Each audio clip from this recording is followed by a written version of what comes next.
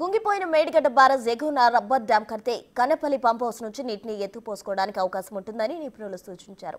Rubber dam కడితే భారీగా వరదలు వచ్చినప్పుడు గాలిని తీసేసి వరద తగ్గాక మళ్లీ గాలి నింపి నీటిని పంపింగ్ చేసుకోవచ్చని సూచించారు.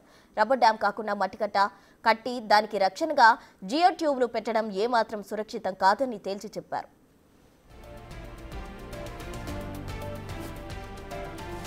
గతేడాది అక్టోబర్లో మేడిగడ్డ బ్యారేజ్ కుంగిపోయాక దానితో పాటు అన్నారం సుందిళ్ల బ్యారేజ్లపై అధ్యయనం చేసి ఏం చేయాలో సిఫార్సు చేయాలని నేషనల్ డ్యామ్ సేఫ్టీ అథారిటీని తెలంగాణ ప్రభుత్వం కోరింది. డిసెంబర్ ఆఖరు నాటికి కమిటీ రిపోర్ట్ రావాల్సి ఉంది. ఒకవేళ నివేదిక అనుకూలంగా వస్తే మేడిగడ్డ ఎగువన మట్టికట్ట కట్టాలని అధికారులు భావించారు. జియో ట్యూబ్ టెక్నాలజీతో ఇసుక నింపిన ట్యూబ్ చుట్టూ రక్షణగా రాళ్లతో నింపిన కంచె ఏర్పాటు చేయాలనుకున్నారు. దీనికోసం డిజైన్లు ఇవ్వాలని సెంట్రల్ డిజైన్ ఆర్గనైజేషన్ కోరారు. ఈ ప్రతిపాదన పరిశీలించిన నిపుణులు మట్టికట్ట కట్టడం సురక్షితం కాదని చెప్పారు.